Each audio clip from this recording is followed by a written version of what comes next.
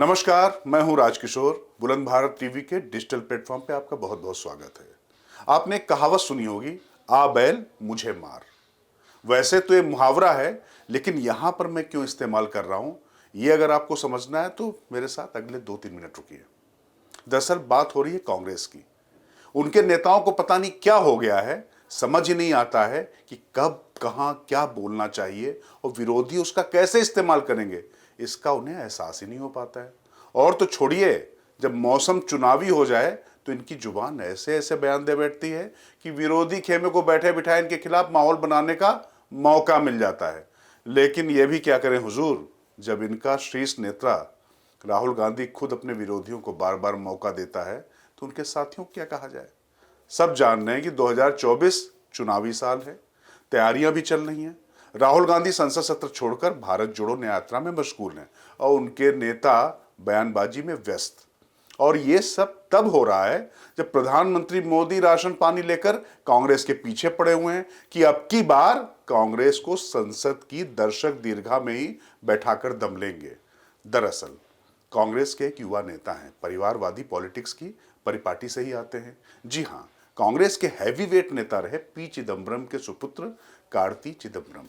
उन्होंने उत्तराखंड को हिंदुत्व ईरान की परीक्षण प्रयोगशाला बता डाला। जरा सोचिए, उत्तराखंड समान नागरिक संहिता बिल पास करने वाला देश का पहला राज्य बनता है और कार्ति चिदम्बरम उसे हिंदुत्व ईरान से जोड़े दे रहे हैं।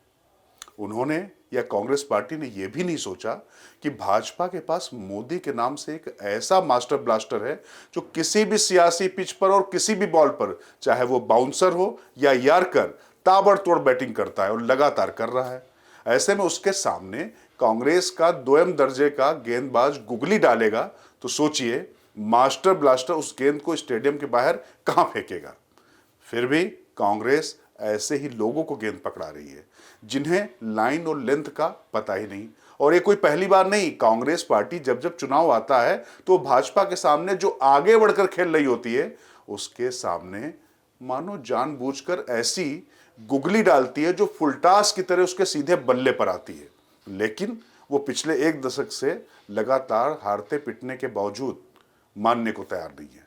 वैसे इसमें कांग्रेस के नेताओं का क्या दोष, जब उनका कप्तान ही लगातार पिटने वाला बॉलर रहा हो। वैसे कार्ति चिदम्बरम ने शायद ये कला अपने पिता पी चिदम्बरम से सीखी है। उन्होंने तो गृह मंत्री रहते 2010 में भाजपा और आरएसएस को समझौता एक्सप्रेस विस्फोट और कुछ दूसरे मामलों में निशाना बनाते हुए भगवा आतंकवाद शब्द का ऐसा प्रयोग किया जिसे भाजपा ने जमकर भुनाया और आज भी जब जब चुनाव आते हैं तो उसे भुना ही लेती है। यही नहीं, कांग्रेस पार्टी के एक और दिग्गज और गृह मंत्री रहे सुशील कुमार शिंदे के मुंह से 2013 में एक बार हिंदू आतंकवाद शब्द निकला और भाजपा ने उसको पकड़कर कांग्रेस को रगड़ डाला। हालांकि सुशील शिंदे ने सफाई देते हुए कहा था कि उन्होंने भगवा आतंकवाद कहा। इसी तरह 2014 के लोकसभा चुनाव के दौरान राहुल गांधी ने मोदी पर जहर की खेती का आरोप लगाया था। 2014 में क्या हुआ ये सबको पता है। इससे बहुत पहले 2007 में जब नरेंद्र मोदी गुजरात के मुख्यमंत्री थे, वहां विधानसभा चुनाव के दौरान सोनिया गांधी ने सन 2007 में नरेंद्र मोदी को मौत का सौदागर कहा था और मोदी ने कैसे वो पूरी बाजी पलट दी थी, पूरी दुनिया जानती है। इसी तरह जब जम्मू कश्मीर में जवानों पर हमले के बाद सर्जिकल स्ट्राइक हुई तो राहुल ने एक सभा में मोदी खून की दलाली कर रहे हैं ये शब्द बोला। मतलब जब कांग्रेस का शीर्ष नेता ही भाजपा को प्रधानमंत्री मोदी को अपने उलूल जुलूल बयानों से मुफीद मौका दे रहा है तो फिर दूसरे नेताओं के बारे में क्या कहा जा सकता है। दरअसल भाजपा जब भी जहां भी कुछ नए प्रयोग करती है या नए कानून लाती है तो कांग्रेस के नेता उसे प्रयोगशाला बताने लगते हैं। वो कभी गुजरात को, कभी काशी को, कभी अयोध्या को, कभी मथुरा को, तो कभी किसी और जगह को किसी ना किसी तरह की प्रयोगशाला बता देते हैं। जबकि भाजपा की राजनीति और रणनीति या कहें तो माइंडसेट साफ है और वो इसी को ध्यान में रखकर काम भी कर रही है, बयान भी दे रही है। जबकि कांग्रेस पार्टी के नेता खुद के हिंदू होने का प्रमाण देते फिर रहे हैं। राहुल गांधी कभी ललाट पर त्रिकोण लगाते हैं तो कांग्रेस उन्हें सबसे बड़ा शिव भक्त घोषित करने में लग जाती है। वहीं राहुल की बहन प्रियंका गांधी रुद्राक्ष ऐसे पहनती है कि वो दुनिया को आसानी से दिख जाए। यानी भगवान का दर्शन भी प्रदर्शन के साथ भाजपा भी यही करती है। वैसे भाजपा के नेता चाहे जो पीएम मोदी हो या सीएम योगी हो या फिर कांग्रेस से आकर भाजपा का मुख्यमंत्री बनने वाले नेता सभी एक ही भाषा और एक ही नीति अपनाए हुए हैं। पीएम मोदी और सीएम योगी साफ साफ कहते हैं कि हिंदू और हिंदुत्व उनका आधार है और वो अपने आधार को हमेशा आधार देते रहेंगे। मतलब वो उनके लिए मौलिक है, कांग्रेस को उसको आयातित करना पड़ता है।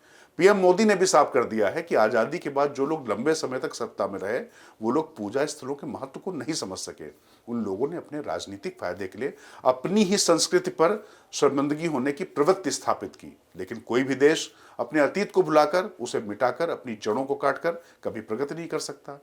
यानी भाजपा का विजन और मिशन साफ है, जबकि कांग्रेस पार्टी हिंदू होकर भी खुद को हिंदू होने का प्रमाण देती फिरती है और हिंदू की आत्मा और हिंदुत्व को मानो गाली देती रहती है। कभी हिंदुत्व ईरान, कभी भगवा आतंकवाद, तो कभी हिंदू आतंकवाद।